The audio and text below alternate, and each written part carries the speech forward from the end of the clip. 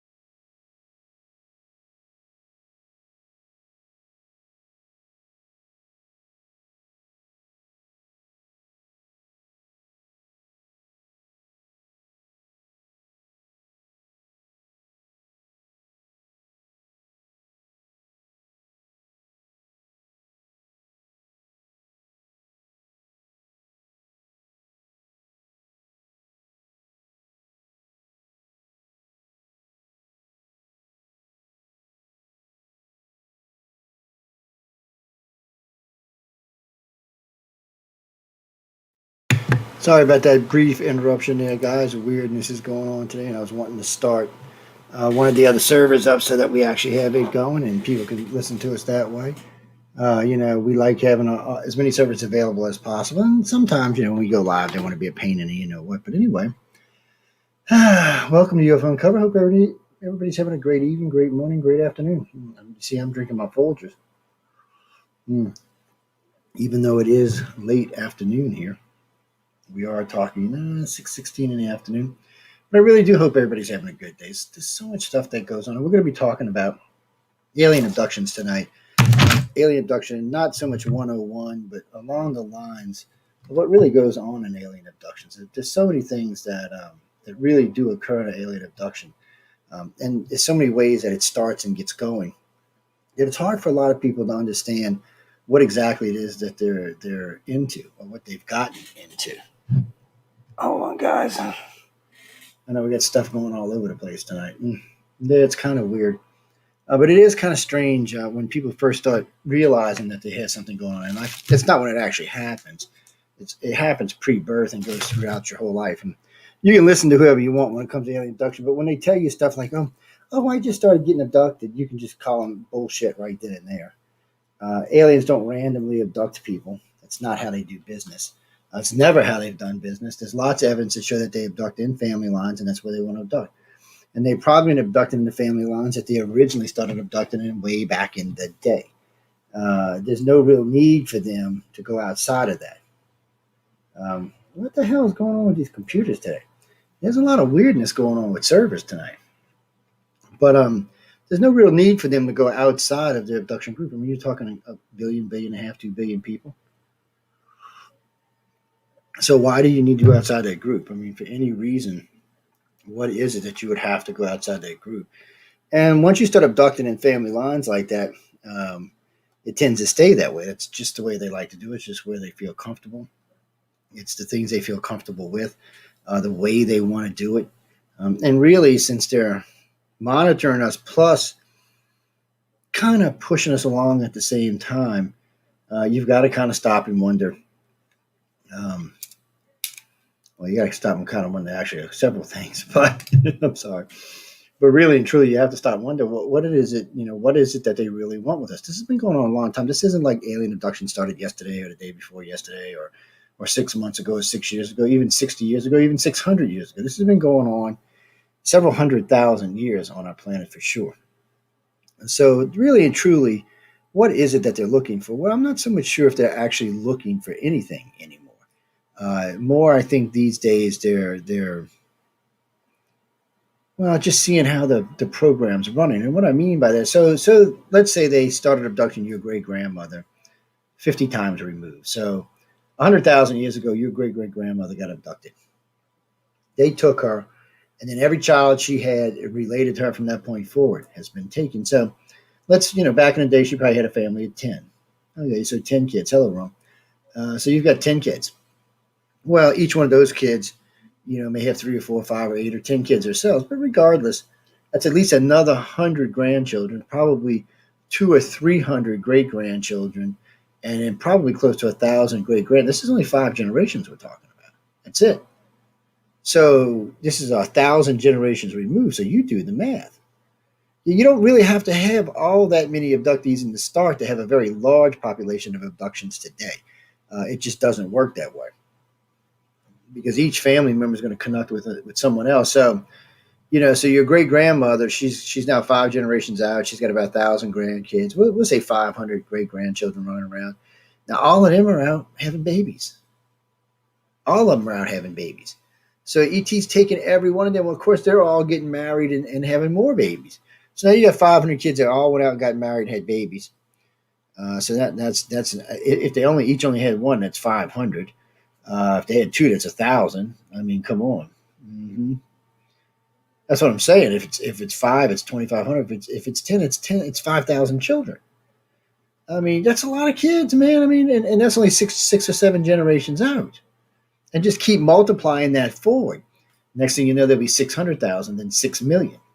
That's how Alfred Weber came up with the 1.5 billion number, because really and truly, 1.5 billion is about 15% of the world's population, which is what current abduction researchers think the alien abductions are 10 to 15% of the world's population. And no, before anybody writes, I don't think they're all taken at one time. Um, so if you look at today's population of 7.5 billion, then you figure 1.5 billion of these people have been taken. Now, probably through 200 or 300 million in the original first takens just not show what they were interested in, so they were probably done away with. Then I don't mean killed, I mean just stopped being taken. Right after puberty and into the 20s, when all the really bad stuff happens, probably another 250, 300 million got dropped. And then when they hit the 30s, when they decide whether if they showed any interest in this and want to become a keeper, a communicator, or something like that, those people are going to be kept. But that's a small percentage out of the 500 million that's left. That's a very small percentage, 5 or 10,000. But out of that 500 million left, a good 300 million of them are active abductees being taken on a regular basis. Yeah, somebody said, "Well, that's impossible." Well, not really. It's not really all that hard to do if you've got advanced. I mean, we could do it with just our regular everyday civilization. Yeah, and it's not like they're taking 300 million people at one time. No, well, first off, there's more than one alien, and there's more than one alien race. There's at least 3 races abducting people here, plus a cleanup crew and the other races that are visiting. So, that's only 100 million each. And I doubt they're taking them all every year. So it comes in phases. So when you're in certain programs, that you're going to be getting taken more often when you're not. When you're in your 30s and 40s and you're going through a lot of the socialistic type of things where they're seeing if you're going to really be part of what it is that they're trying to do. When you're going through that, it's different. Sometimes you show an interest there, and they want to bring you in, like I said, as a keeper or a communicator or something along those lines. By the way, when we talk about these things, ladies and gentlemen, communicators are people who work for the aliens, and the fact that they just go out and tell people aliens exist. Some of them have an agenda. Some of them are having something they want to push, but most of them are just out there telling you that ET does exist and they are visiting the planet and they are taking people. Now, you're going to get a big argument on who's taking who and what's taking what, but really, there's lots of evidence to suggest what goes on today. It's not like the old days when there was one or two abductees running around. We actually have pretty good evidence on what's what they want and what they're doing when they take people. And not all abductions are bad, just like not all abductions are good. And frankly, not all abductions are either. They're just somewhere in the middle. They're not bad or evil or good or anything. They're just learning experiences, or well, unfortunately, sometimes they're just for the aliens. It's just time for your weekly, monthly, yearly checkup. So unfortunately, that's probably not very pleasant for you, but for the alien, it's not a big deal. A little probe in here, a little probe in there, a little scratch in here. So I mean, for them, it's not that big of a deal. For us, it's a little bit more intrusive. But anyway, getting back to what we were talking about, they want certain people to go out there and communicate. They want people to say, "Hey, we are here." But remember this: as far as the aliens are concerned, they've already disclosed to everybody they feel the need to disclose to. And what I mean by that is they disclose to the abductees and contactees because they know they're here. They don't really care what the government knows. They don't really care what you know or anybody else for that matter. As long as it's not interfering with their agendas and the things they're working on, they don't really care what humanity's up to. Because we're not very interesting at this point in our evolution. Somebody said, well, we got nuclear weapons. Yeah, big deal. I'm sure their weapons are far more powerful than ours are. So for them, it's just kind of they're doing their thing. They're taking their regular abductees. They're taking their regular contactees. They're putting through the paces. They're putting them into different programs that they operate. And they're just trying to get these people into whatever it is that they're trying to fit us into. Whether these are going to be some of the people that are taken off world when they die, or if these are some of the people who are going to be left here, or if these are just some of the people who are going to go out there and try to recruit, for lack of a better way of saying it. So we know because of the host bodies that some contactees are going to get to go off world when they die. At the moment of death, they just uploaded their consciousness into a new body. So as far as your family, friends, and all, you're going, adios amigos. They have no idea you're being tortured on another world somewhere. And I use that as a tease because we really don't know what happens, sort of. But anyway, so they take you at the moment of death and they ship you to wherever they're going to ship you, put you on a hard drive until they put you in a new body and drop you wherever you may. You might be on board the ship, you might be back here, you might be in a different world. But regardless, you're not going to be who you were when you die. You may even look similar, but it's not who you actually are. The bodies are different, the brains are different. It's your consciousness. It's just in a whole new, well, I guess upgraded body is would be the best way to say it. So, but some of them get to do that. So, and the reason we figured that out is we used to get so many cases. We still do actually. Oh, Joe, man, I saw a UFO over the hospital. Or I saw a UFO over the mortuary. I saw a UFO in the morgue. Or I seen one over the graveyard. And I always asked them what they were doing, and they said they're always just sitting there. They're not doing anything. Well, it sounds like they're uploading consciousnesses to me. So I guess they can detect when one of their contactees die, and they just fly to wherever they are, and they upload the consciousness to whatever they can upload it to. And then adios amigos, they go on their little merry way.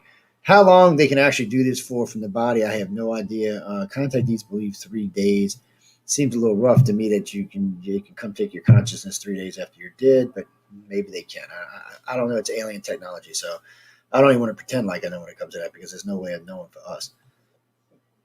But in Kirby, I'm gonna go back to that in just a minute. We're gonna start out with a little abduction 101. But for these programs here where they're taking you off world, throughout a contactee's life, they'll be involved, and some contactees will be involved with some of these programs. So it's probably not as big a shock to them when they go off world when they die, but for everybody else, it's probably a pretty big shock. It's hairy, scary stuff that goes on. There's a lot of weirdnesses that go on, and unless you're 100% prepared for after death, because I mean, you're going to probably remember that you died. You're going to be like, well, how am I here? I just died. Unless the aliens prep you for it ahead of time, which is possible. Haven't really heard of it, but it's probably quite within the realm of prepping you up.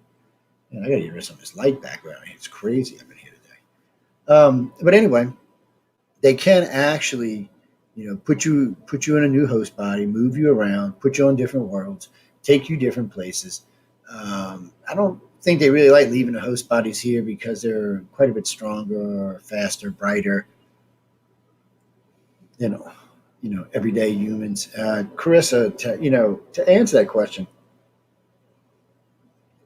why they want to take people off world? Well, maybe, but you got to remember something. They look at the universe different than we do. First off, they're basically immortal. And what I mean by that is it's not that they have unlimited lifespan, but they have the ability to upload their consciousness at the moment of death into a new body. Now, Greys live a really, really long time to start off with. And the human reps live pretty long, too, not as long as the Greys, but they all live pretty long. But for them, it's just a matter of, okay, let me upload this consciousness to a new body.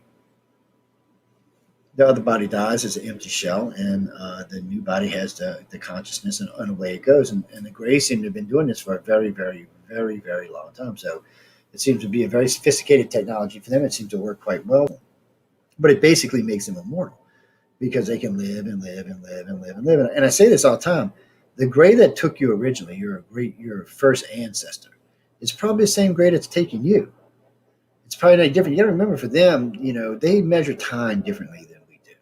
So whereas we're tracking time in days and it drags out our lives and it feels drudgery and slow, for them, 100 years or 500 years or even 1,000 years is probably just like a couple of months for us. They probably just see and experience time differently than we do. Anytime you can live that long, you're going to really, probably change the way your concept of time is. So for the simple fact of not going insane. But I really do believe, because of the way they manipulate stuff, that they see time in a much different way than we do. So, and maybe they have the ability to skip around, but for the most part, it just seems like, Bob the Grey abducted your great grandmother 5,000 years ago or 500,000 years ago, and Bob the Grey is the one who abducted your daughter Sissy last night. Same alien. And it's not because they're time traveling, they took the long way around. It's just they live really long and they're part of these studies, and a lot of times they stay with these studies for a long time. And just like the reptilians and humans, the Greys get attached to their pets, for lack of a better way of saying it, meaning us. They do from time to time build a relationship or get attached. So, you see something over and over and over and over for 50 or 60 years, you might get an attachment. Or you might get an attachment to the family line and feel connected to this whole family. You might have been Bob the Grey might have abducted you, your great grandmother, like I said, 5,000 years or 500,000 years ago, and it's now abducting you. He might feel a sense of camaraderie or responsibility for your family. Obviously, he knows more about you and your family than you do, or she does. I hate really using sex in the term of Greys. Um, they do have male and female personalities, so even the aliens look at the universe in a male and female way, but it's not defined like ours is. And what I mean by that is they probably have stopped breeding conventionally, and breed in different ways. And it depends which contactee you listen to. But anyway, regardless of how they're doing it, it doesn't seem to be that physical contact like the humans reps and Greys, or like the humans reps and we do. It seems to be something different. So maybe it takes a little bit out of your soul or your spirit or something along those lines. But regardless of what it is, they're living these really long lifespans, and they're living alongside your family. They're the same guys. I mean, that three Greys, came and got your great grandmother. Now it's taking you and taking your dad, taking your uncle, taking Bob, taking Chris, taking everybody else.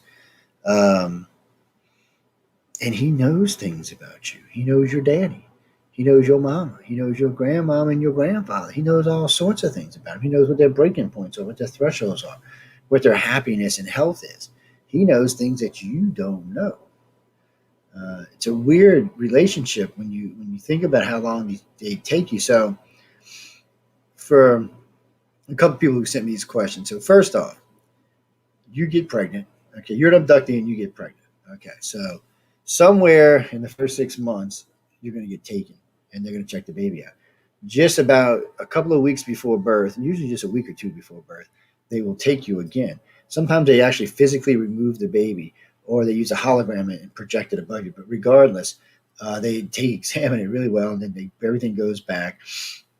And then you have the baby. Usually within a week of you having that baby, they will take you again. Uh, then after that, they'll take the baby a lot of times when they're taking you, but they may come take the baby on its own without you sometimes. Yeah, mothers and dads, I know y'all don't like hearing this, but it is true. They in the first year, They may come take it 3 or 4 times. Now, as this child starts to grow, they will still take you and it sometimes together, sometimes you by yourself, and sometimes it by itself. But they will start to introduce this child to other things on board the ship, other children, other types of alien races. I cannot, if I had $1 for every kid who told me about their bug eyed or reptilian friends, I could retire. I'm not kidding you. I could actually retire. There doesn't seem to be any fear there. It's like in the real world here. We know that babies aren't racist. You can put any color babies together at 3, 4, 5 years old, and they'll just play. They won't has nothing to do with color. That's taught. Well, it's the same thing with them. You know, there's no biases until later in life when you realize, oh my God, it's an extraterrestrial that's taking me in the middle of the night or the middle of the day and doing whatever. Then you tend to develop some kind of anger or some type of emotions towards it. But before then, no. It's introducing you to other children, other places. You're being allowed to play with stuff on board the ships. They have very interesting toys they let the children use, which has got to be confusing for a child. So you're up there using an advanced technology toy, something that can create through thought, and then you come back to Earth and you're drudging through the mud, like there's concrete on your feet or something. It's got to be a little bit confusing for them. But it starts there. I mean, that's where it starts, and then as it's going along, every time the mom or some dad or somebody else is taking a family member they take the kid, and the child gets used to this. Well, they don't do any hardcore experiments to children until they hit puberty, which could be anywhere from 10 to 14 years old. It just depends on the child. But once they hit puberty, once they go into puberty, then everything changes. The way the abductions are done change. The frequency of the abductions change immensely. It can be as much as once a week, and you can be taken for hours, even days at a time. The types of things they're doing to you are much more well, I don't want to say horrible, but they're much more aggressive. They do a lot of breeding experiments. They mess around with a lot of other stuff. They see how far they can push you physically and emotionally. They put you in situations to see how you react to other situations. And this all goes on from about age 14 to about age 28. There's a lot of it. They really tax out the humans. Now, out of that, some humans come out of that stronger and better and realize that they have abilities that they can use, and they go out in life and they use them, or they become keepers or communicators or things like that for the aliens. But any way it goes, for the aliens, it's a good thing because in the end, the ones that don't make it, they stop taking, and the ones that do make it are a blessing to them. So it seems to work out real well in the way they do it as far as they go. I mean, not so much for us. For us, it kind of bites. But for them, it seems to work out pretty well. So anyway, so going back to where we were, so here's this kid at 3 or 4 or 5, and he's being brought on board these ships. He's being allowed to play with children. He's been introduced to other alien races.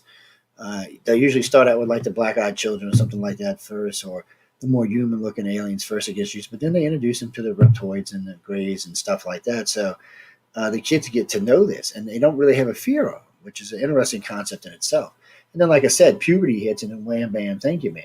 I mean, from the milking machines to the egg removals to the taking births, there's just so much stuff that goes on in those 10 or 12 years that is so hostile for as far as humans are concerned. I mean, some of the scenarios they put us in, really, how do you get out of this?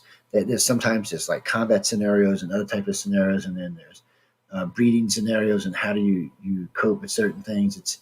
The whole thing is a very strange social experiment that goes on. Well, it's not just social. I mean, there's a lot of physical stuff that goes on here as well. And they do a lot of genetic stuff in those years. And then, like I said, you hit about 28, 27, 28, and it stops. The contact changes into something else. There's no more, all of that stops. There's no more of those kind of experiments anymore. That stuff just moves on. That's how I knew, like in the Betty and Barney Hill case, when Betty kept saying this was going on in Barney's life at the age he was. That's not true. I knew what they do. You can kind of tell how aliens abduct at certain ages. And Barney's particular age he was there, they were well beyond any type of physical experiments, well beyond that, 15, 20 years out. And that's how I knew it was a military abduction, because that's who was doing the physical stuff. It wasn't the aliens, it was the military. It was a pretty easy case. I mean, let me see. 4 aliens walked down a ramp, walked across the street, walked up to Betty and Barney Hill, looped each one, grabbed one side of their arms and walked them back to the street, and then they walked up the stairs into the craft. Now, Barney describes these guys in black shirts, black pants, black shoes, and black duck-billed caps. Sounds like some type of black ops. Something along those lines. So when they get on board the ship, they talk about swinging doors and pull down maps and all kind of technology that sounds antiquated today, but period for then. They took fluid samples and scrapings and blood samples, not like aliens. They used needles and razors, and then they had pull out drawers, and it was just it sounded like something straight out of the CDC. That's what it sounded like. And it's not the only one. The Travis Walton case, when they hand him back off, that's who they're handing him off to, is some group out there. Because when you ask Travis, he'll tell you, no, they're all suited up, but they're speaking. They're not telepathic, which suggests they're humans. Something for the Center for Disease Control. In the end, humans don't know where these other humans have been, so they're not going to go getting around them until they have a chance to check them out. And we've got cases where people, MILABs, were taken, after the abduction, they were taken by the military and checked out pretty thoroughly, and that's who's doing it. And unfortunately, when it happens so close together, the memories tend to want to overlap. But with good research, you can distinguish between the two, and clearly in the hills, you can distinguish between what went on and what didn't go on. I know her niece doesn't like me to talk about it because it doesn't fit her narrative, but it's the truth. I'm not out selling books either, or trying to get on a speaking tour. That's something they do. So I don't have an agenda here other than the truth, and they do have an agenda other than the truth. So it's one of those things. And I'm not saying anybody lies. People tend to exaggerate. And to put this in perspective, when what's her name rewrote a book, she said there was monitors, like today's monitors. Well, first off, aliens wouldn't use that either. That's still our technology. It's still antiquated to them. So it tells you right there this was not an alien craft. Whether it was pull-down maps, TV screens, or monitors, I have never heard of any of that stuff on board a real alien craft, ever. With the gray ships, everything's integrated. It's everything. You just think of what you need, and it comes out, and it just appears out of the walls and stuff. It's not like there's monitors laying around or swinging doors. It just does not work like that. Matter of fact, on most of the big ships, unless it's quarters, there is no doors. Yeah, everything's open. Don't ask me why. It's some kind of thing they do. As far as I know, the only place they have doors is on the quarters. And maybe they have a way to make them pop out when they need them or something. But for the most part, people say when they're on board the big ships, they're very airy. They're very open. You can see the surgical bays. You can see training areas. It's just, each floor is kind of dedicated to a specific thing, but everything's very, very open, except for the training quarters. Except for the quarters. They seem to be private or semi-private. But still. Mark, when it comes to, well, the aliens really, it's not that they're trying to hurt us. It's not even like they're trying to torture us. They have their agendas that they're pushing. And it's hard to make people understand this, but these agendas are very little about us. These agendas about them. Humans always think that this is about us. It's not about us. It's about them. Just because it's happening to us does not make it about us. It is about them. They're the ones here taking us. They're the ones that are out looking for something. They're the ones trying to change something. They have an agenda that they're trying to pursue. And sometimes that agenda helps us, and sometimes it hurts us. And in their case, I don't think they care either way that much. It's just something they're after. And it may just be to watch us evolve, because it seems like we have all three of the major races' DNA now. It sounds like we have reptilian, greys, and humans' DNA in it. So they might want to watch and see what happens to us and see what comes. Or maybe they're making sure that down the line they can control us or be friends with us. It's hard to say exactly why they're doing what they're doing, because there seems to be multiple agendas running. And sometimes it even seems like they're creating their own police force. But you can't prove any of that. And then, when you talk about the council planets and stuff like that, it gets really confusing, because there seems to be a lot going on, but we seem to be a backwater planet. Back-ass words, don't have much to offer at this point. We live way out on a spiral arm. We don't have faster than light technology. We can't even get around our own solar system. We're not really interesting.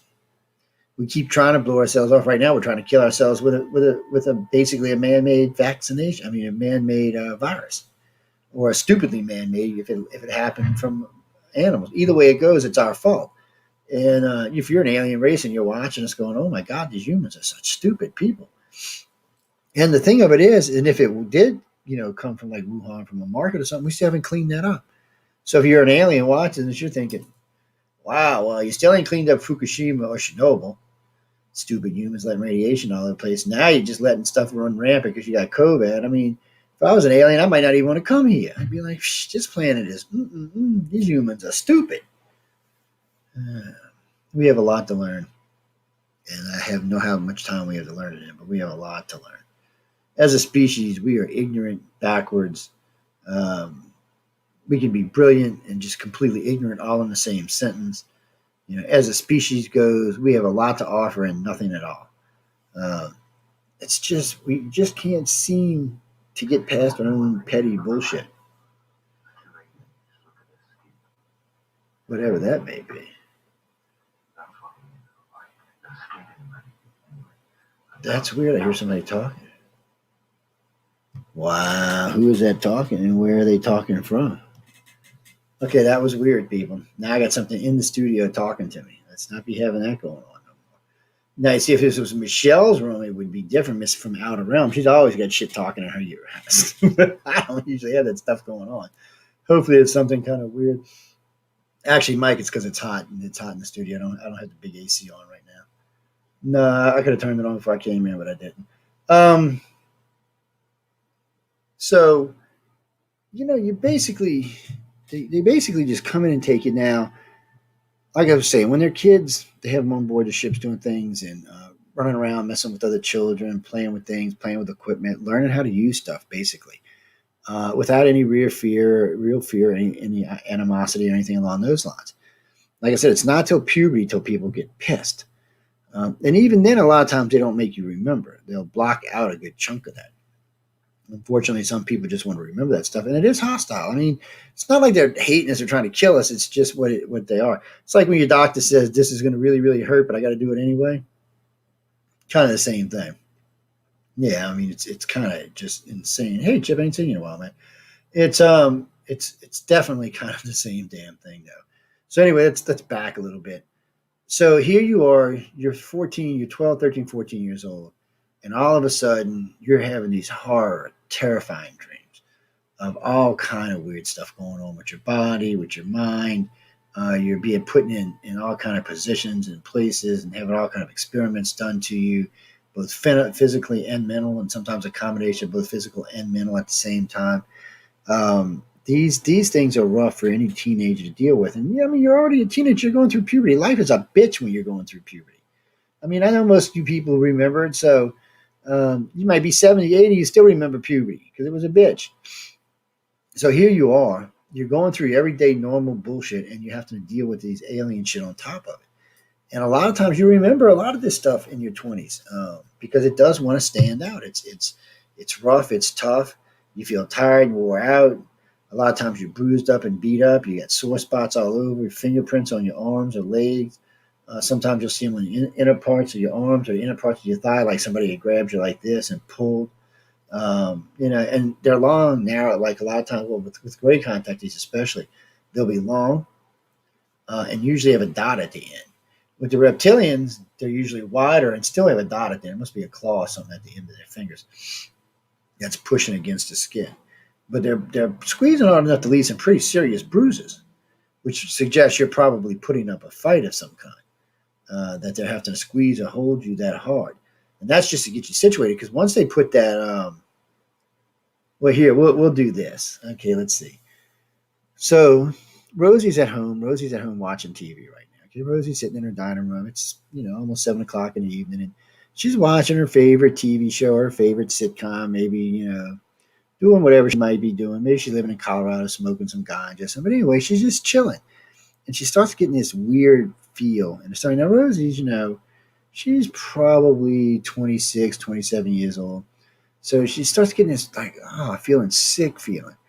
And then the next thing she knows, she's opening up her eyes, and there's 3 or 4 aliens just standing over her. One of them's holding her arms in place and her legs in place, while the other one does the shield thing that, comes over and holds you in place. So at this point, she's probably screaming, kicking, crying, whatever else is going on, because she's awake and aware, and because you are awake and aware most of the time when this stuff's going on. And she's just kicking. So he puts the button, and then this, Well, first off, before all that happens, as they're bringing her into the room, you'll see this bubble that starts on the floor, and it starts to bubble up till it gets to about 3 or 4 foot tall, and then it spreads out and creates what's a clear table, basically. So you see the base and the clear table. When you set the person on it, and once you flatten them out, it actually engulfs them completely.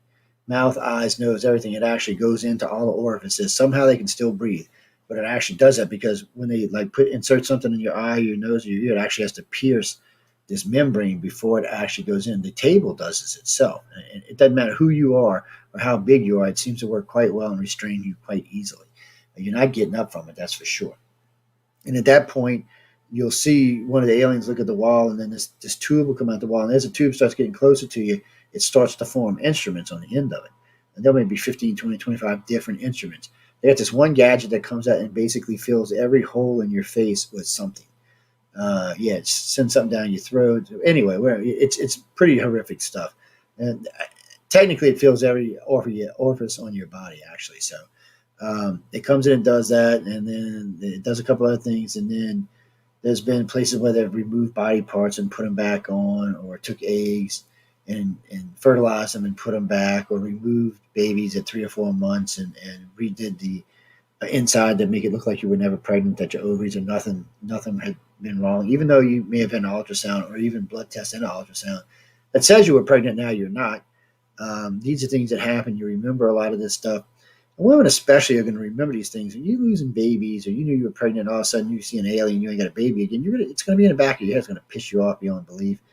And the fact that you're there a lot of times, conscious, and you think sometimes, male or female, that your children or grandchildren might be there with you, having stuff done to them. So if they're below puberty, you're probably not worried about them. But if they're, in the puberty to late 20s, you're probably worried about them. If they're in their 30s and 40s, probably not so much, because different things are going on with them if they're still being taken. But they don't really take people after about 34 or 35 that's not useful. Usually if they're taking you after 34 or 35, it's because in some shape or form or fashion you've shown to be useful. And it's usually in some way or another helping to deal with people coming on board the craft. Sometimes it's actually dealing with other alien races. So here's one for y'all. So we always hear everybody talking about the black-eyed children and black-eyed people. Well, we know, I'm not saying all of them are this, but we do know there's a race of black-eyed people. They look a lot like us. They just got black eyes. I mean, they look immensely a lot like us. But their eyes are totally black. You can't see any retina, pupil, or anything in them. They're just black on black on black. But basically, other than that, they look pretty much like us. They got hair, nose, mouth, hands. They look a lot like us. They're not the only race on board that looks a lot like us. There's subtle differences, but they're not. I mean, you can tell if you got a side by side. We're probably not the same species, but more than likely we share some type of common ancestry somewhere. Where within human aliens we don't. Human aliens are a whole different race than we are. They're built different than we are. Their brains are different than we are. Their bodies are different than we are. But these other races, a lot of times, are the same size and the same IQ levels as we are, which suggests to me that the aliens are also doing the same thing they're doing here on other worlds. And we're even involved in some of those. Some of the keepers and communicators will get to go off world and address some of these things, like when sometimes they'll have one of the black-eyed children with them, one of the black-eyed people when they're taking a contactee from here. It's the same way on their worlds. So they'll see us and go, "Why did you see that blue-eyed human?" And they're probably all over television or whatever they're mean to communicate. Did you hear that woman said they had blue eyes? No one has. We all have black eyes. What do you mean blue eyes or green eyes or red eyes? When you start talking about colored eyes in a world that only has black eyes, it's going to probably get a little weird. They're going to be thinking all kind of stuff. So, in retrospect, we found out that we're not the only ones being taken. There are other races being taken as well and having things done to them. So there is some type of really big agenda going on. And there's an underlying agenda that none of us know about. Something that's connecting all these races together. Something that has to do with the council and the expansion of our galaxy, or maybe the expansion into our galaxy, because the Milky Way is eating 7 small galaxies right now, including what's the red dwarf? Now I forgot the name of it, but it's just munching them away. And these aliens could be from anywhere. We could be from a different galaxy. There's been arguments by different scientists that we're not from this galaxy. We're not from the Milky Way. We're from one of these other galaxies that's being eaten.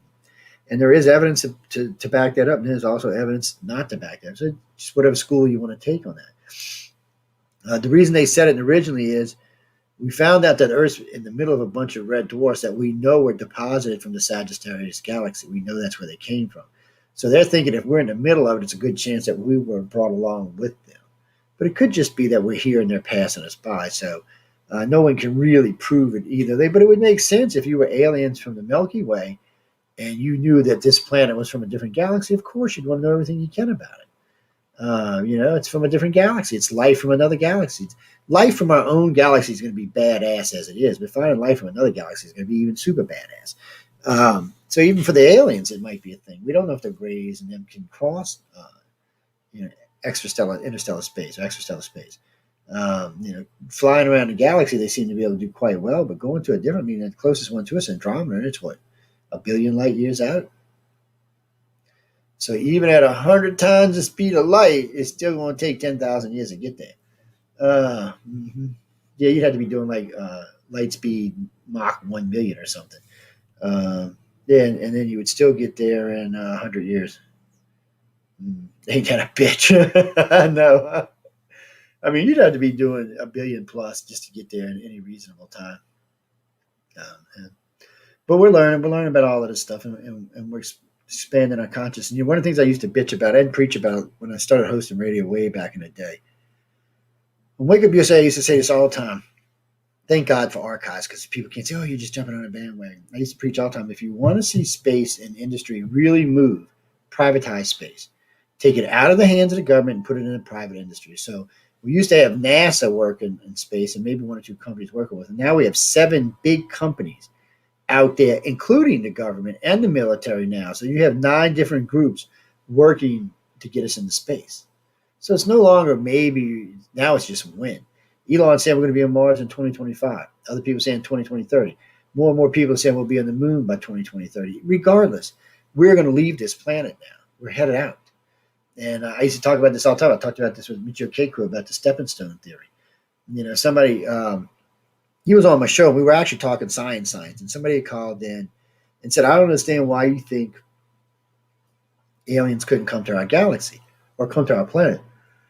And Michio went on to tell him why, because of light speed. So right in the middle of that, I said, "Well, let me suggest something else to you, Mr. Keiko." I said, how about if humans build a platform in zone L11? That's right between Mars and Earth. It's a launching point for the deep space. It's also where they say that hyper rift runs through, that thing that speeds us up. So you build it right there, you can get into our solar system. So we'll build a base on the moon, probably several bases on the moon. We'll build one on L11 zone. We'll build one on Mars. Then we'll start building mining facilities inside the asteroid belts. I'm sure we'll build lots of these.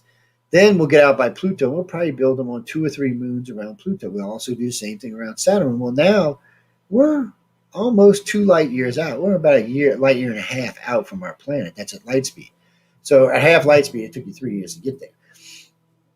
So anyway, we're now at Saturn. So next places we'll put something on probably Pluto or Uranus, one of the moons there, like Charon or something. Or maybe on Pluto itself, we'll put a thing. And then somewhere, and then the next step will be we'll probably put 1 or 2 mini bases in the Oort cloud somewhere. Doing study in Oort cloud and a landing spot for people traveling back and forth from Earth to the Oort cloud. Now we're officially almost 2.5 light years out. So from the Oort cloud, we will build a stopping point halfway to Proxima Centauri. That would be about a light year out from the Oort cloud. Not even that; it would be 3/4 of a light year out from the Oort cloud. So now you got a place there. So that now puts you 3/4 of a light year from Proxima. Proxima is 3.75 light years from Earth. So at light speed, it takes three years, 7 months to get there. At half a light speed, 7 years, a little more than 7 years. So you're not going to have to travel that whole time though like that. So you'll leave Earth. It's going to probably take you 10 years to get there, but you're going to leave Earth and you're going to go to one of the platforms, probably on the moon or Mars, and you'll probably be there for a couple of months. And then they'll ship you out to the next one. You'll probably be there a few months and so on and so on and so on.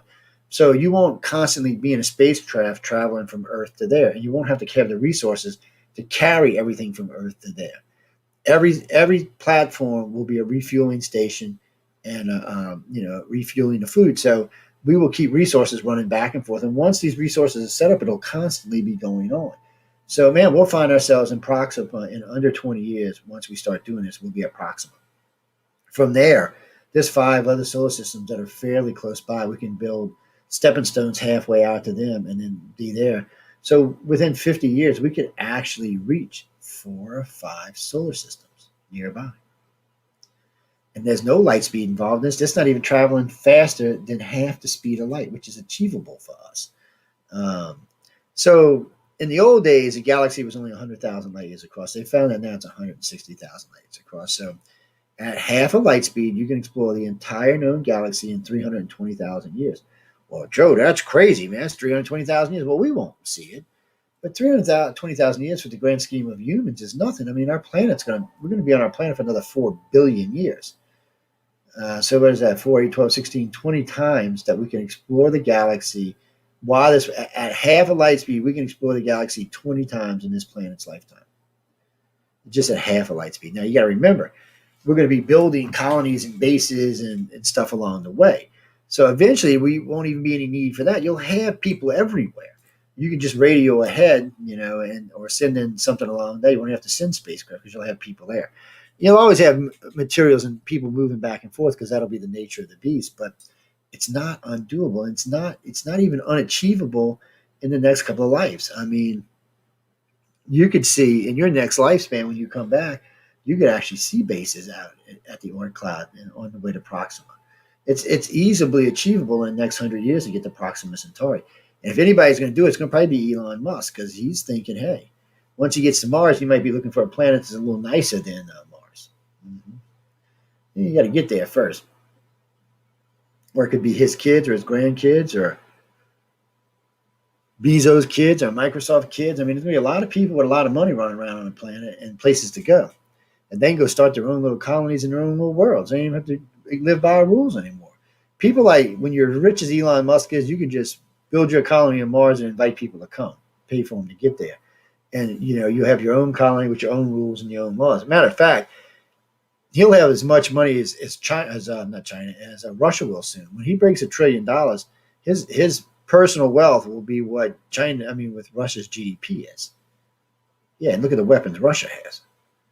I'm just saying, this guy's brilliant. There's no telling what he could come up with. He could be like, the guy from the Bond movies who built the space station in space. You know what I'm talking about? Yeah, this could be Elon, man. Or this could be Jeff Bezos.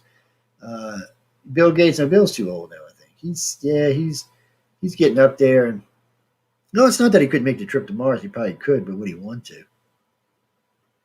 That's the real question. Would he want to? Yes, I don't know. Mike, I would go right now. I'd go right now. I'm still young enough that I could go and probably enjoy myself and still be useful. But another 5 or 10 years, that'll be out of the, no, that won't be doable. Well, what was the oldest astronaut? 74. Mm-hmm. Remember they sent 2 of them or 1 or 2 of them back into space. I want to say 72 or 74. Yeah, and that's going to change because see, when I was a kid. When you met a woman or a man in their 50s, they were old. I mean, gray hair, looked like they had 1 foot in the grave. 60 and 70, most people were dead by 70, man. They were like, we ain't living past that. And then, when I got in my teens, I noticed women and men, was starting to look better and living longer. By the time I was in my 30s, the women were looking good in their 50s, man. They were like, ooh, yeah, mama, what's going on here? Now women are still working and men are still working in their 70s. And it's not because they have to. A lot of times, it's just because they want to. They're still healthy. So the age seems to be getting about every 25 years. It seems like we push it back about 10 years. So for you Z-Geners that are listening tonight, y'all have the chance of easily living 100 years. And I know science says, 120 is the highest you're going to go. That's bullshit. Don't ever believe in science when it comes to stuff like that. Science has not a clue when it comes to how long we're going to live or any other thing than that. And nobody knows when we might come up with a gapid drug or something along those lines that extends our life indefinitely. So it's just one of those things that you just kind of watch and wait and see where it goes. Well, when I was a kid, everybody said, "Oh no, man, you retire, man. Oh no, man, you'd be dead at 60. Yeah, you don't have to worry about that." But that's not how it is anymore. People are living way longer, thanks to improvement in cancer research and heart research. People are living healthy and living longer. I plan on enjoying my 70s, man. Yeah, it's not for a while yet, but I still plan on enjoying them. But anyway, we got a little off topic there. So Let's get back to some of what goes on in alien abductions. So why this stuff at puberty is going on? Between the milking machine is just what it sounds like. It's a way of removing sperm. They remove eggs, they put them together, they put them back in. They couple people. Um, People meet each other on board these craft and they couple them up. I'm not exactly sure why. And sometimes, believe it or not, these people meet each other in regular everyday life, which is over the years I've seen it happen a few times. Somehow they find each other. They could live on the other side of the damn world, and they still manage to find each other, which is strange. I did notice a lot of them find in places like in conferences and stuff like that, or online chat groups. Perfect example. Just recently, we're in a group, and a lady says she's talking to this other lady. She said, I recognize you. You're really familiar." And then she starts asking her, has she ever wore these kind of slippers and these pajamas, right? And then the woman's freaking out because it's what she wears bed every night. She thinks this woman's spying on her or some shit. And but we get these kind of cases where people remember each other. It carries over in today's life. And when they see each other or they hear each other, a lot of times voice sets it off. They recognize each other, and all kind of memories come flooding back. Now, is that the aliens doing it? It's quite possible, but who knows for sure? Or is it just ourselves? We can't help ourselves, so we hold it close. But oh, sorry guys, I was cleaning off these damn glasses. They get filthy after a while. Well, Michael, we'll get to that too in a minute about should you be afraid or not. But you should be afraid of anything that comes and takes you without asking. Okay, whether you think you got an agreement with them or not doesn't matter. If they're still coming to your house and taking you without asking, you should be a little scared of them. Even if they're offering you the apple or whatever, you should still be a little scared of them. It's one of my biggest bitches with extraterrestrials is why do you have to just come take us? If you, oh, they asked me, no bullshit. Anybody who's ever told me they were asked this, that, or the other thing, if you put them under regression, you find that is completely not true. That's an outright. That is the human mind trying to make itself feel better about being abducted. That's all that is. Uh, and then and a lot of people when I tell them, oh, they'll tell me about these great experiences. I said, well, can I regression to find out to verify these? Oh, no, I don't want you to do that. I'm like, why? I said, I'm just trying to verify the experience that it isn't something different than what you think it is. Not a cover memory or a trigger memory, which we'll get into in just a minute. Well, when it comes down to it, I mean, they look at it from our point of view. So you're now a full grown adult. You've been through all the child shit. You're sitting in your house. You're watching TV. You're 25. All of a sudden, this weird, creepy sensation comes over you. You see something moving past your windows, or you see something comes through a wall. You're thinking ghost. You realize it's not a ghost. All of a sudden, you can't move. You're stuck, but you can see, hear, sense, and smell everything. But nothing else works. You can't even really turn your head side to side or up and down. You're just kind of stuck there. And next thing you know, these grays or reptilians or humans appear and take you away. Do all kind of lovely experiments on you, remove body parts, put them back, put you in warrior programs, do breeding experiments on you, see what kind of how far they can push your psychological makeup and what will come out of it when they do it. That's why a lot of times they wipe your memory because they don't want you remembering all that stuff. Yeah, because it can be pretty, excruciating or pretty insane, actually. They're aliens. They got their agendas, and their agendas are not necessarily to be nice to us. I don't mean that they're here to hate us. It's just the best way to explain this is every day humans abduct something. We abduct animals, birds, dogs, cats, lions, tigers, other people for that matter. We abduct things every day. We target them, we jet them, we weigh them, we probe them, we do all sorts of nasty things to them. And then we just drop them back in the jungle or on the ice pack and say, okay, well, no, forget what just happened to you. Really? And these are lesser animals that don't have quite the emotional range as we do. And still, it's shocking and upsetting to them. So what's it going to be to a damn human? It's going to be extremely upsetting. I just, in the end, you still got to get back to why in the hell do aliens think it's okay to just come take us without, permission? Why do they think it's okay to just do whatever it is they're going to do? And my other thing is, it's been a long time, so why are they still doing the same damn experiments? I mean, I know some have changed, but some have not. And I'm wondering why. I mean, how many times can you actually run a certain experiment on somebody before you're not going to get a different result? Or is it that they're looking for something? Are they trying to breed something into us or breed something out of us? Is that what they're after? Is it something that they think that they can adjust in us and they're looking for it, or is it something they're looking for? Maybe they're looking for the alpha particle in us, or maybe they're looking for the Higgs bosons in us. Maybe they think we have it stuck inside of our DNA or something. I'm just exaggerating. People have no idea what it is. I mean, for the most part, they think of us as trash cousins or pets, or they do not think of us as equals in any shape, form, or fashion. Even the really bright ones and the ones that they think are really good, they still do not think of us as equals in any shape, form, or fashion. And I can kind of understand it because it doesn't matter how bright your 10-year-old is, you still don't think they're your equal. Even though they could be, they're not. So, and the aliens feel the same damn way. It's just a way. The reptilians, Misty is they're they can be harsher in some cases, but they can be much nicer in some cases too. When it comes to the reptilians, just all you got to remember is whatever's happening to you. If you're forceful, if you mentally are forceful, you can make them stop. But if you just whine, bitch, and moan, or slap around them, it's just going to get worse. It's not going to get better. The reptilians run experiments like they'll take a contactee mom or a dad, and they'll put you in a room with 8 or 9 or 10 adolescent reptilians and see if you can make them behave. Oh yeah, they mean it. And reptilian children are aggressive, bounce around a lot. They have sharp claws.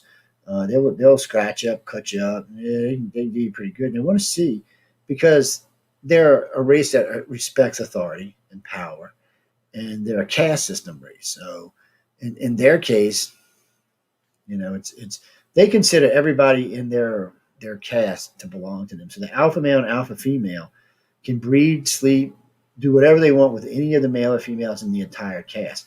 And they're big families. They're not like a couple hundred people. No, they're a couple 100,000 people. Yeah, they're big. And we're incorporated in that. So for the reptilians, they consider us family. Now consider this: they consider us stupid, backwards family, but still family. So they treat us a little different, and they really want to see us make it. I mean, it's because of them we're self-aware. If you listen to what the Sumerians, the Dogon, and Egyptians tell you, it's because of the reptilians humans are self-aware. Because the Sumerians clearly tell you the race that was here before this race was not. It was subservient slave race that the reptilians interbred with to create the race that's here today.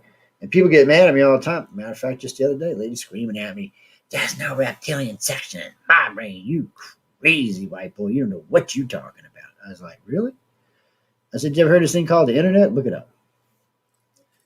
And I said, come back to me after you look it up and tell me if I'm wrong. And I wish you never did come back because I was right. It's something I discovered a long, long time ago before I was even doing the blood type research. So, with the blood type research and the fact that we kind of know how we got here now, gives us a starting point. I can kind of tell you these days where the majority of families were taken from, what areas of the world they were taken in. Because what we do is because of the family lines we have now, we can backtrack each family back, well, as far as you can go. Someone's a couple hundred years, someone's a couple thousand, but regardless, we have 8 or 9 starting points now. We know of 2 areas in Asia where there must have been a lot of people taken because we have concentrations of abductions. Same thing in England. There is no doubt that England was probably a control study. It probably still is a control study. Abductions there are what I call old school abductions. They never seem to have migrated out of the original Whitley Strieber, Bud Hopkins type abductions, or even David Jacob type abductions. And today we know that abductions are multiple ways. We know that each person will go, there'll be a certain thing that everybody goes through.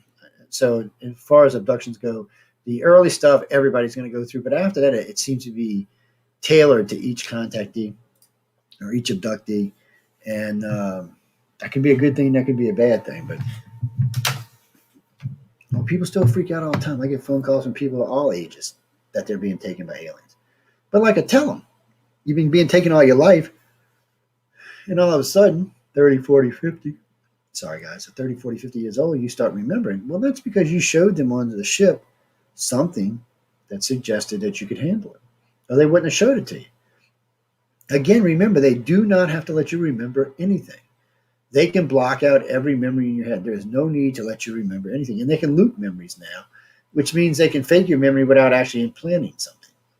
So they don't have to let you remember. If you're remembering stuff, it's because you showed an interest or they left some stuff in your head. It's not like a military abduction. A military abduction, the government's sloppy. They use sodium mannitol, sodium pentothal. Usually they use a hypnotherapist. If they can find one who's telepathic, that's even better because then they can do a passive scan while they're reprogramming the individuals with drugs and hypnosis. So you can find stuff in those. But with the way the Greys, reptilians, and humans do it now with the loop memories, it's almost impossible to find anything because there's nothing left. They just loop some stupid memory over the event and you never get past it because your brain never challenges it. So the only way you can find these events is if something's out of sync or something in the event is wrong, something that your mind can latch on to, like the business doesn't exist anymore, or it was the wrong time or the wrong place, or was the place was further in the future or further in the past. Sometimes they make mistakes because they're just looping memory, so they don't always know, like if a business is still in operation, like COVID time. See, now they probably know, but in the beginning, they may have been looping memories to people's favorite restaurants that were closed because of COVID, which would have been an obvious mistake. And they do make mistakes. They made some big ones over the years. So they do. They're not perfect in any shape, form, or fashion. Of course, for the amount of people they're taking and the amount of stuff they're doing, I have to say their mistakes are very minimal. But they do make mistakes, and the Greys don't like to make a mistake. It's like when I got in this field 40 years ago, people used to tell me all the time, well, the Greys are subservient, Joe, and they work for the reptilians and the humans, and they got to do this and do that. And I said, oh, okay. So that was interesting. I thought, okay, I could shortcut it and learn this. That's not true, though. The reptilians and the humans seem to be scared of the Greys. Yeah, when you listen to contactees, you'll hear contactee. They'll be like in the stirrup chair, right? And one of the humans or reptilians will come walking in. They have facilities on our planet that are joint facilities where they have military and the three races. And one of them's actually in Gulf Breeze, Florida. But regardless, in these places, sometimes all three races will be there. Well, if the Greys are present, the humans, they don't even like to make eye contact. Humans or the reptilians don't even like to make eye contact with the Greys. And I never realized it before, but when you hear contactees talk about it, the Grey's head is quite a bit bigger than both the humans and the reptilian's head. You always talk about these big heads, but when you look at them standing next, even a 3-foot Grey, when he's standing next to a human, which has an elongated head to start off with, his head's quite a bit bigger. And the parts where they think psychic abilities would be is much, much larger. So I think the reptilians and humans over the years have learned to be scared of them because in our race, we have some telepaths and empaths. We really haven't got to telekinesis yet. The Greys possess telekinesis. So that means they can just look over at you and squeeze an artery in your brain and kill you, or squeeze your right aorta in your heart and kill you, and then let go, and nobody will even know what killed your ass. So I think that the humans and reptilians have learned over the years to give them a wide berth. Because I imagine in the early days, the reptilians especially, and humans too, they were probably picking on the Greys. I mean, the little 3-foot Greys, get out the way and do this. Well, there's what is it, Taken? If you ever watched the series Taken, Steven Spielberg must have actually had talked to some contactees. Now, a lot of the stuff in there is total garbage, but there are scenes in there that are right on the money. He had to have talked to someone who had experienced this. Like the Greys walking on the ceilings and along the sides of walls, they can do that. And a little 3-foot Grey can easily carry my 250-pound ass around like it's a potato sack. Easily, they can drag me around. They're way stronger than they look. As far as we know, they don't even have bones in them. They think it's cartilage. So they're designed differently than we are. They're faster than we are. They're smarter than we are. It's best just to leave them alone. And apparently, they are the alien races. But the rumor is, and I say rumor because this only comes from contactees, everybody seems to agree that the Greys actually work for the light beings. They're like the galactic police force. And the only reason they came here is because the reptilians and humans were about to get into it because basically the reptilians just freed all the humans. So yeah, they got a little pissed, I would imagine. But I mean, we have all of this now. We have so much more research and so much more stuff now. We understand so much more, but yet we still, for everything we know, there's 5 things we don't. It's kind of hairy, scary kind of thing. Arissa, no, you can find us on Facebook. We won't be back on United Public YouTube until next Sunday. Yeah, we're still banned, but And then we're going to have it. So there won't be any archives posted there for at least even after it comes back for at least another 30 or 40 days. And then it'll go back to posting regular archives like it always did. Well, we don't want to get thrown off. And we got two in a row. So, well, one of them was just a mistake, but it's there. Um, Arissa. What sci-fi show is Arissa? Oh, Defiant. Yeah, it's the little red chick on Defiant. Yeah, the cop's daughter, or stepdaughter, however you want to call it. No, I kept saying you because you got your name Marissa tonight, and I was trying to think. Well, you Facebook, because I know y'all themed out tonight. I see everybody's got a sci-fi name here. See, quite a few of y'all got Expanse names too. I like Expanse. It's not a bad series. Uh, no, it's not a bad series. Expanse and Babylon 5, with the exception of the blue shit in Expanse, the proto molecule. Babylon 5 and Expanse are done a really good job of portraying what humans will be like in space when we get there. We'll still be bickering and fighting and bitching. We'll probably be fighting. We'll go find other enemies. And we probably will get into it with Mars and other people out there because, eventually we'll expand like that. But more so than that, like in Babylon, as we met other aliens, we brought our politics to them, which is probably what we're going to do. We used gate technology to get around because we didn't have ships that could move faster than light. We had to use spinning craft to create gravity. And that's all places we're going to be heading to. I mean, granted, eventually we will have Star Trek-like technology, but that's not going to be for at least 1,000 years. And that's if we make it without blowing ourselves up. But it might be Elon Musk that achieves that. Earth might wipe itself out. That will be a nice thing knowing that Mars does exist in case humans do get stupid and nuke the planet. Well, we can't kill. It's like my liberal friends always tell me, we're killing the planet, Joe. You don't understand. I'm like, no, you moron, you don't understand. We're not killing the planet. We're killing ourselves. There is nothing we can do today that can kill the planet or it can't recover from. Nothing. We can launch every nuke in our arsenal, every arsenal on the planet, and within 10,000 years, the planet would be pristine again. Easily. 10,000 years. And that's nothing in this planet's life. It's already had 1 billion years of life on it. 5 extinctions. You don't think if it wipes us out, it's going to really think that much about it, do you? I mean, come on, 5 before us. We don't even know if there was intelligent life because nothing's ever left. You can find hardly anything from the 5 extinctions before us. The last one, we found a lot of bones, but even that, we know how many dinosaurs on the planet. We still aren't finding that much. And then we find anomalies like footprints that shouldn't be there, maps that shouldn't be there. I mean, the Pravda map is interesting because it's supposedly 120 million years old. And then there's footprints now found in 11 locations underneath dinosaur footprints, which means they were there first. They're human-looking footprints, and they're human-looking footprints, not like Neanderthal or Cro-Magnon. They look like today's footprint of a human. Yeah, I wasn't there, so I don't know. I'm always skeptical about them kind of things anyway. That's why I always wait to see what the archaeologists have to say. They go crack them out and take them out. But there have been some found recently that they say are exactly what they say there. But we find stuff too, like O parts, out of place artifacts. We find stuff from time to time that shouldn't be in geodes and rocks and lava that we kind of wonder how the hell they got there because this shit formed 1 million years ago. Some of them are hoaxes. No, Christopher. Some of them are hoaxes. There was 2 sets of batteries found. One of the sets of batteries is definitely a hoax. It was found in a geo. But the geo had been split and had been put inside of it. And then one of them, though, you could tell it wasn't because the crystal had grown into the battery itself. You could tell. And it had actually split the case and was growing in it. And the weird part was whatever the battery was powered on seemed to be turning the color of the crystal. It was turning it into a different color. Yeah, so it was definitely real, but there's been other things found. And then we know, like, people always say Benjamin Franklin discovered electricity, but that's not true. It was discovered 2,000 years ago.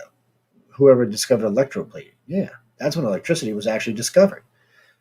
Frankly, we didn't do anything with it, but still, that's when it was discovered. It's like when you say Christopher Columbus came to America first. No, not Eric the Red, Leif Erikson came here first. So I'm thinking, it's just so much of this we've been wrong about. So when we're talking about aliens, we know most of what we're going to be is going to be wrong. But they are here. They're not going anywhere anytime soon. They seem to enjoy our company and like because they want to probe us all the time. And I mean that jokingly. As far as I know, the only time you get probed is the very first time, and they don't probe you again. So, yeah, it's like a colonoscopy, I guess. Or yeah, well, I don't know. You'd have to ask the alien. But no, it's not every time you get abducted you get probed. I don't know who came up with that shit. Mm. You mean, do they have girlfriends and boyfriends and they make love on board craft? They most certainly do. And I noticed something too. If the woman gets pregnant, she don't get to keep the baby. Well, come to think about it, I wouldn't exactly say the gravity on board the ships is Earth standard. On the gray ship, it actually seems to be a little lighter than Earth standard. On the reptilians and humans, though, everybody says it feels like it's about 1.5 to 2 times Earth's gravity. So you're actually heavier there. Yeah, so you're actually weaker there. So the reptilians will actually be quite a bit stronger. They'll be double their strength here because it's 1G lighter gravity. And think about this: the Greys come from the lighter gravity and still that much stronger than the other races are. You can only imagine how strong they actually are. Well, I kind of like the idea of living on Mars. I won't have to have stairs. I can jump from floor to floor, just hop up. A 10-foot jump won't be anything. You'll just hop up there, get in your bed. You won't need stairs. Have pull poles. Well, I would suggest they built the stairs in anyway, because sooner or later, well, maybe not. There probably will never be regular gravity on Mars. Sooner or later, there'll be an atmosphere on Mars, but maybe not regular gravity. It's one third Earth's gravity, I think. One third Earth norm, if I remember right. If we're gonna have babies and stuff like that, we're gonna have to have areas where pregnant women can live in a 1G environment. They'll probably have some kind of big turntable somewhere that the women have to go walk on and be in every day for X amount of time. Well, you don't want deformed babies, do you? I'm just saying, you don't really want deformed babies, huh? I see what looks to be like a gray hide behind me. What the heck is that with his blue bubble in his mouth? What is that? I'm looking at. I don't know what the hell that is. Yeah, I know. I've seen it too, Mike. I don't know. I don't know. I guess he's watching TV with us. He's hanging out with the show. Well, there's nothing back there. I mean, the skull's off this way to me. Y'all can't see it right now. Here it is. Let me show you. Uh, yeah, it's over there. It's completely on the other side. So if you were seeing that, it would be different. Yes. Good evening. I'm coming to get you tonight. I'm sorry. That was retarded. Let me put that back over there. No, I don't know what that is. I don't even know what the blue light's coming from. There's no light around here. There's no light sources. It's definitely nothing blue. Oh, that freaked me out when I looked down and seen the skull moving around. Damn, I get some good lag tonight. Anyways, getting back to what we were talking, I keep getting distracted like a 12-year-old. Yeah, Michelle DeRoche gives me shit about this on Saturdays. She says I'm squirrely. Yeah. I know she's so mean to me. I'm being abused by a Canadian. At least she can't put me in a cage. Poor Dell gets put in a cage all the time.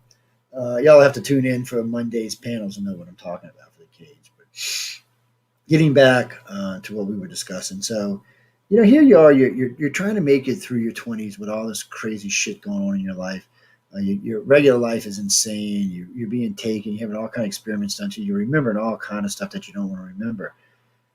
And then you hit 28, 29, and it stops. And then they come take you. You're probably about 30, 31. They come take you, and they sit you down on board their craft. And they say, okay, this is where we are. You've made it through these things. This is what we're up to. These are some of the things we're working on. Would you like to be involved? And at that point, they allow the humans who want to be involved to stay and continue to be taken because they want to monitor you for a long time. And a lot of times they'll even cut deals so that your kids, they're going to take your kids no matter what. But sometimes they'll cut deals to where you know what's going on or you can be present when your children are being taken. It's not going to help you any. It's not going to help the kid any. You're still going to do what they're going to do. But the only difference is you can be there. But that's the thing. Do you really want to see this happen to your kid? And it's hard for humans because we know as teenagers and young men and women, these things are going to happen to them. And there's not a damn thing we can do about it. There's nothing. We don't have any weapons that can kill them. I know y'all like to think of those movies taking on with a grand machine gun. First off, they're not letting you on board an alien craft with any kind of weapon. I'm just telling you, that's not going to happen. Um, no, that would be like we letting you on Air Force One with a gun. It's just not going to happen. No, those kind of things are just not going to happen. So it's not like the World War II movies and things like that. And they've been taking this much longer than World War II, so they're familiar with our weapons and stuff. Well, I think for them, World War II was like watching a movie. They seem to be very interested in it, but they not enough to stop it. So if you judge them by their actions, they take you without asking you. They do all sorts of experiments. They take your kids without asking. They screw around with our planet without asking. They shut off our nuclear weapons without talking about it. Oh, hello there, good looking. Um, they do lots of things like this, and still.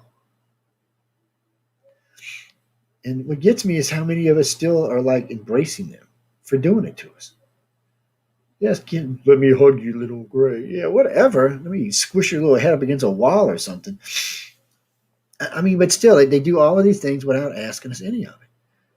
And they're going to take your kids and they're going to take think about this. So you're a woman or a husband, especially for a dad who has daughters. So, you got daughters, 20, 21, 25, 27 years old, and they're taking it. Your kid's having horrific nightmares and screaming in the middle of the night and shit. You're so pissed you could punch holes through the wall, and there's still nothing you can do about it. Even if you get on board the craft, what are you going to do? Slap the gray? He'll just knock you into Never Never Land. It makes it hard for the average human to deal with it. That's why, again, they wipe out so much out of this out of our memory. Susan, actually, you can write to me at icarcox.net, icar@cox.net. Yeah, yeah. No, you can write to me there. What do you mean? Why won't they stop? Well, you can tell them to stop. It doesn't mean they're going to, but you can tell them to stop. You can say, hey, knock it off, quit it. I don't like you anymore. But that don't mean shit. They're still going to do whatever they're going to do. Um, uh, that's interesting. You brought that up, Frank. Michelle will be on in a little while. You can ask her. She'll be on in about 30 minutes. Yeah, on the Outer Realm. Yeah, I think she's got Preston Dennett on tonight. Mr. UFO. Yeah. What was that, Susan? Science? Well, no, there is a lot of science in this. So think of it like this. So we were talking about stepping stones and moving around the solar system. So we know what's going on here. They're taking us and doing this, that, and the other thing. So what happens when we're on Mars? Are they still going to take us? What happens when we're out in the colonies or out in deep space? Are they still going to take us? I'm just saying. I mean, when you're in these different places all over the solar system, are they still going to take you? Of course they are. As long as this is going on, they're going to take you from wherever you are. Somebody the other day said, "Oh, I bet you don't take anybody from the Pentagon or from prison." Yeah, they take them all the time. Yeah, we got cases all the time in all of these. They take politicians. Anybody who's in this family line is going to get taken. And if somebody said the other day about presidents, well, if that president was born into the family line, then yes, him and his children and grandchildren all got taken. It just depends if your family was one of the original whatever. It's like that movie 400, or in all those different sci-fi movies where they took groups of people in the past and brought them back. Well, in this case, it's what happened. They were back a long time ago. 100,000, 200,000, 2 million years, whatever it was, and nobody knows what the original abduction group was. It might have been 1,000, might have been 5,000, might have been 10,000, might have been 100,000, but I doubt it was any more than that because it plays out to about 1.5 billion today. Yeah, they're only abducting inside those family lines, and they don't need to abduct anywhere else because how big the family lines have become. That too, that's where you're going to find that. I have never met a psychic that I haven't put under abduction, under hypnosis to find out that they weren't a contacted, or I should say abducted. Yeah, I've never met any because for first off, to even be considered an abductee or someone who's being taken, we expect you to be empathic at the very least, or telepathic, one or the other, or both. But if you're not, we don't think you are because it runs in family lines, and telepathy runs in the same family lines. And it does seem like each previous generation tends to kick in the next generation a little bit more. So each generation is getting a little stronger, a little stronger, a little stronger, a little stronger. But the population isn't. So I could go right now and call 100 really good psychics and take them to a mall and let them sit there all day and show people how to do this. And then we could test the next 5,000 people who walked in that mall, and I guarantee you we would find less than 10 psychics in that 5,000. If we found that many. I would be amazed if we found that many. Because they first off, they stand out because anybody with the gifts tend to end up either using them or letting them make them crazy, one or the other. So they're either going to stand out as someone who's gifted, trying to make a difference, or using the abilities for themselves, or someone who doesn't know what they got and it's making them crazy. Because empaths, especially, you could be standing in the middle of a mall. And I've seen this happen. But actually, we've tested this theory a few times, to be honest with you. So we'll take an empath. We did this to a good friend of mine, made her really, really, really, really mad at us. I mean, we were picking on her and taunting her. She was pissed, and that's the least I could say. Then we let her loose in the mall. I'm not kidding you. We videotaped the whole thing. This was hilarious. As she walked past people, they got pissed off. I mean, I am not kidding you. As she walked past them, she didn't say a word to them, and they got pissed. And I mean, pissed. And so we tried it the other way. With some other empaths, got them all happy and high and stuff, and let them loose, and it just expands. But we've also seen it both ways. We can see where they transmit, but we can also see where they receive. And some of them are better at receiving than transmitting. Some are better at transmitting than receiving. Some are good at both.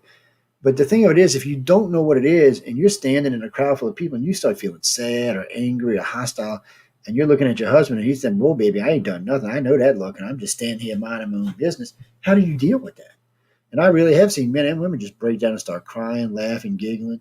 I've seen groups do the same thing because they're playing off the person in the middle. So we know it works, and we know it goes on, and we know the government's involved in it because they announced in 2000 that the Army and the Navy, I mean, not the Air Force and the Navy, both were running telepath programs. They dropped their remote viewing programs and opted for telepathy. And there's a reason why. Remote viewing is a much different beast than telepathy is.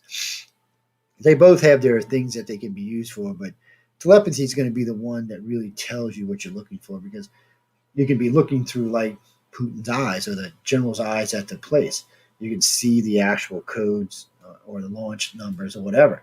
Whereas, no, with remote viewing, you don't see that. It's not that defined. Remote viewing is different. It's not as defined as that. They try to say it is, but the guy who actually invented it and really set it up, Ed Dames, I've had several conversations with him, both on my show and on Coast to Coast calling in, and it's just not the way it works. I don't make the rules, people, and I'm not the one that made us empathic or telepaths. So don't hate on me. It just seems that first off, very few people seem to possess these abilities. Very few, and even the ones that do possess them, very few actually know what they got. You mean psychics like paranormal psychics, Christopher? Man, you're going to get me in trouble, aren't you?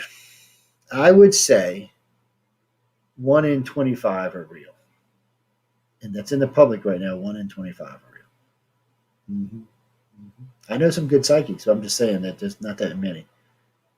Oh, there's people out there that are intuitive, but being a good psychic is different.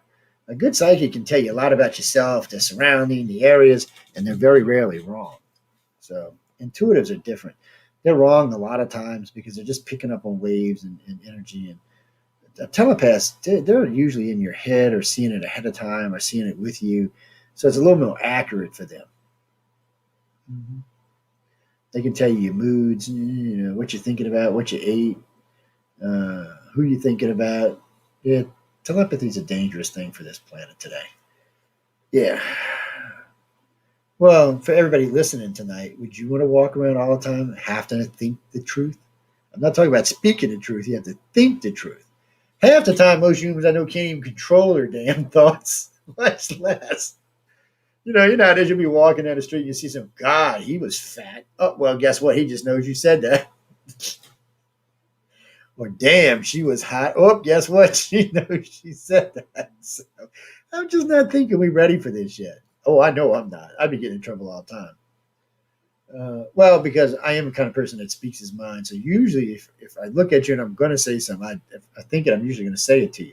But there are times even I hold back. So yes, mm-hmm. Yeah, like watch that boob, don't poke me on the eye. You can't be saying that kind of stuff. So if you're thinking it, I'm just, As you, especially, look, women, y'all are pretty piggy yourselves. So, but I can just see it now. A guy, a girl be walking down the street. Somebody be thinking, "Ooh, baby, yeah, you're busted, man. You busted." Oh yes, I just don't think I work. Could you see our politicians? If they always had to be honest, we'd have better planning. Could you imagine Joe Biden or Donald Trump or Obama, for that matter, having to stand on the stage and everything that comes out of their mouth has to be the truth? Shit, they would never speak again. I'm not hating on the politicians. I love them. Yes, me and my Daisy coffee cup loves them. Um, Harold West. Actually, the reptilians really do think of us as family. It's not that they don't put us through the paces they do, but for them it's just normal. They think of us as family. Yeah. So if they come in and grab your wife and throw her down and do the crazy with her, it's not being disrespectful to you. That's just their privilege because she's in their family and they're allowed to do that with their family. Don't ask. I have no idea why it works like that. It's not like a trophy, and they don't mean it disrespectful, but you can stop it. But if you're male or female, you can stop it, but you've got to be seriously forceful. And I don't mean to go to beating on an alien. I mean you have to put it in your head and then put it in their head that this is painful or whatever it is that you're doing that you or scared or whatever it is. But if you can transmit that across, they'll stop. No, they won't stop abductions, but they'll stop them from doing that. Well, reptilians and humans are both famous for stealing Earth women and men and having sex with them. Both races are. Yeah, we've got a lot. To be honest with you, in the old days when people used to tell me they were having sex with aliens, it would piss me off. I mean, no way. Why would you? Come on. Why would you want to come down here and have sex with some of these nasty people? You might get AIDS or something or worse.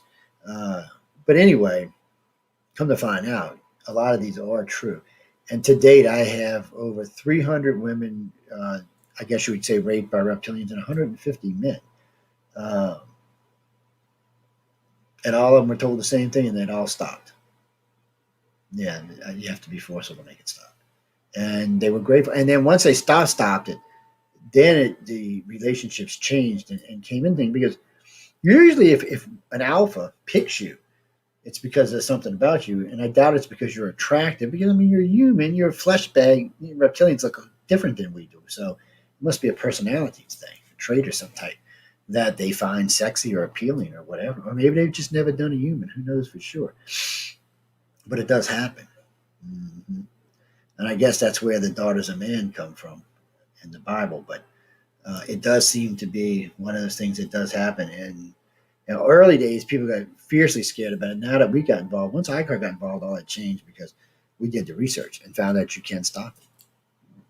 You can't stop an abduction, but you can stop that. Well, Janice, I'll tell you this. There's a group called the Alien Resistance Movement out of Roswell. Joe Jordan and Guy Malone usually are the ones running it. I have gotten 10 or 15 of their contactees come to me. So they believe that all alien abductions is demonic possession. Okay, so they say by naming invoke of Christ, yeah, invoking the name of Christ or other things that you can stop the abductions. Okay. Well, I remember a guy I was at a conference and Joe Jordan was telling me how they did it and how it worked. So I met a lady named Tree Sheridan, very sweet lady, attorney out of Washington D.C. And she'd been having these experiences. So we got to talking, and I said, "Do you feel like it's truly stopped?" She said, "I don't remember anything." She said, "But I still have these feelings and I still have these pains." She said, "But inside of me, I don't think it's stopping. I think it is." So I said, "Well, I tell you what." I said, "I'm going to be in your area in D.C. in a couple of weeks. I'm going out to speak at the X conference." And I said, "Why don't we get together? And if you like, I'll put you under. And, we'll get a private area and we'll put you under and we'll record everything so it's on an up and up and see if it stopped." We weren't even in 5 minutes. And she freaked because it hadn't stopped. All they had done was just wipe the memories. So, or just put a cover memory in an overlay. So she wouldn't remember being taken, but they hadn't stopped abducting her. And in a couple of cases, and I still remember these, the one lady was screaming, she was invoking the name of Christ, and they removed her eyes and turned around and faced them back at her and said, "Tell your God to fix this." I still remember that. It was one of the most horrific things I had heard in a long time. And I've heard some pretty horrific shit when it comes to dealing with aliens. That's not the worst, but it's a good one. Um, And the one removed the guy's arm from the elbow down and placed its own hand over its own mouth and said, and I guess God's going to fix this. No, we're going to fix it. So obviously, the aliens do not believe in the same God we do, or think of it in a different way. They are religious. Well, I don't want to say religious. They do have some type of spiritual values, though. All three races do. The Greys, you can rarely ever find out about it, but when you get into some of the upper echelons of the Greys, the taller ones, the 7, 8 foot ones, sometimes you get some information out of them. But the reptilians and the humans both have serious religions. The reptilians have one religion, the whole species worships it, and they go to great deal, and it's incorporated into who and what they are as a society. So it's definitely they definitely believe, or maybe they know. I don't know what it is that they believe in exactly. Humans are the same way. The light beings, I would imagine a bunch of races worship the light beings because they, as far as humans go, they are gods. Let me see. They can travel through space and time by thought. They can build and design things by thought. They can possess human bodies by thought. Yeah, they're pretty much gods. I mean, they can destroy our planet by thinking about it, or create us, or wipe us out, or grow an extra limb. I mean, it's just they're pure energy, and apparently they're attached to everything in our galaxy. So yeah, in their case, they could be gods. And I know when you push the Greys about it, the Greys will tell you they're not gods. They're just aliens. They're just so far evolved they might as well be gods. They're like Q basically if you're a sci-fi fan. But they're still just extraterrestrials. They're not actually gods. They're really, really, really, really evolved. And everybody says, all the people in contact with them says they are not from this galaxy. They originally came from a dying galaxy, one that was on its way to death. They called it the Black Galaxy, and they came to live here. Yeah, well, they're light beings living in the dark galaxy. I guess it was time to go. Galaxies die, people.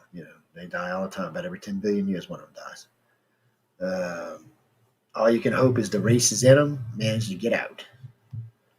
Well, even like when in 100 million years, when Andromeda starts to merge with the Milky Way and eat our galaxy, eventually it's going to just reform into a much bigger galaxy, more expansive, more people, more stuff.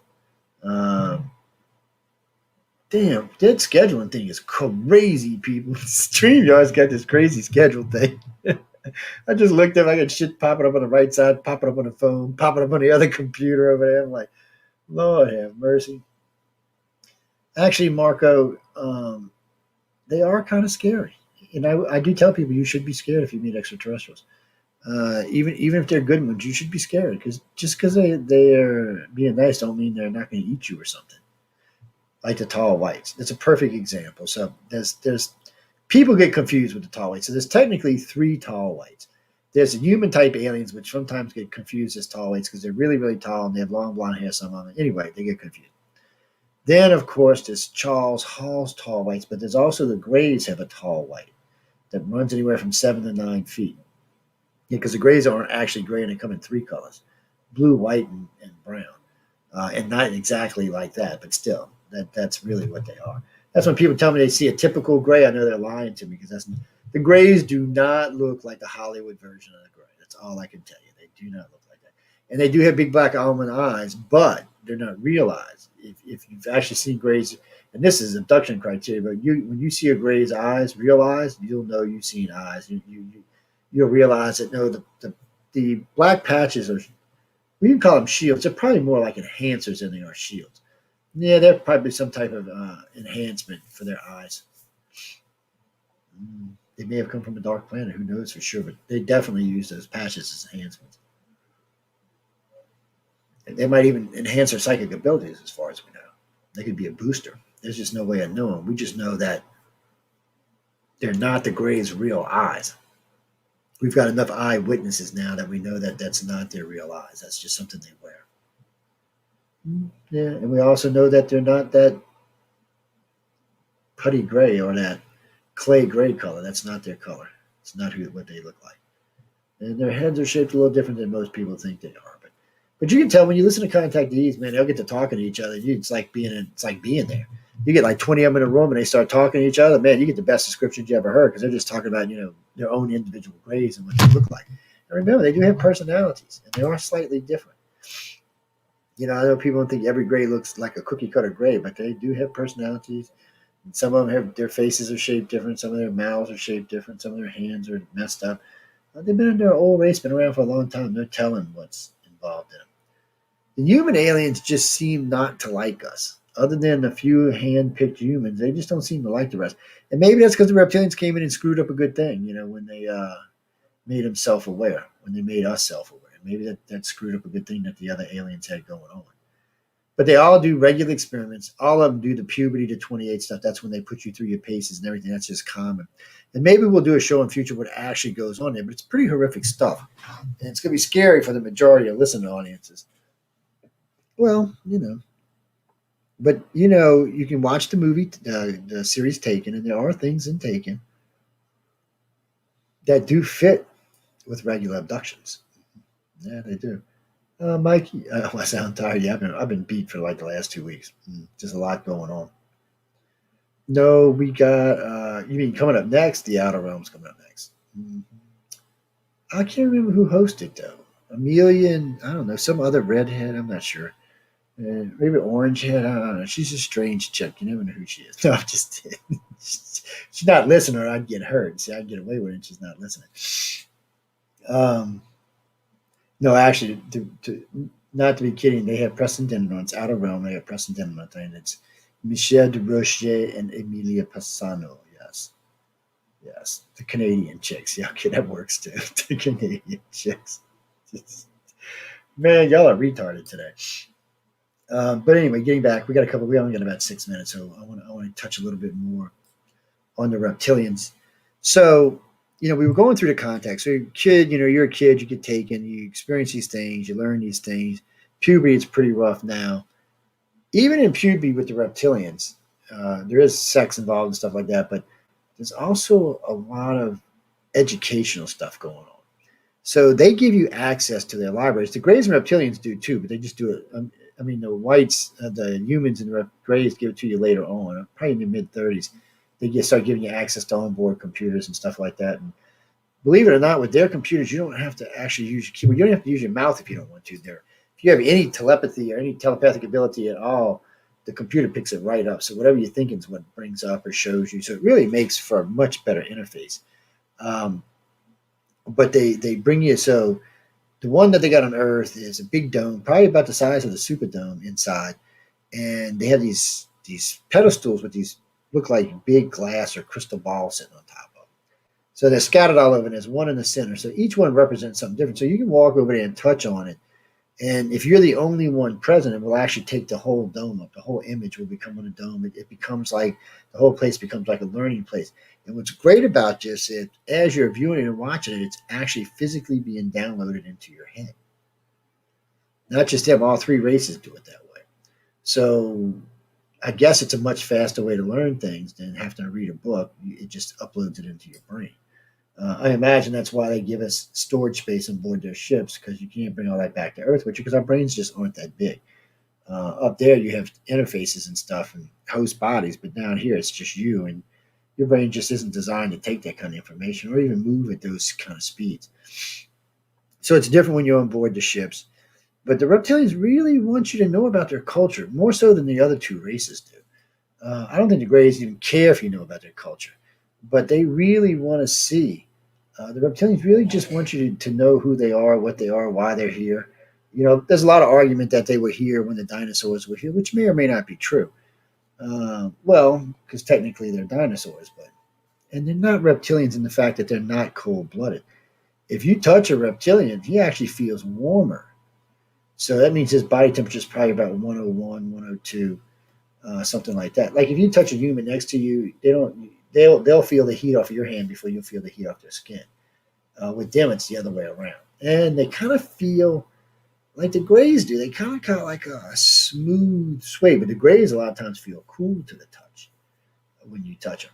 Yeah, but they also feel like suede. Both races got this smooth, soft, suede kind of skin. Everybody says it feels really, really smooth.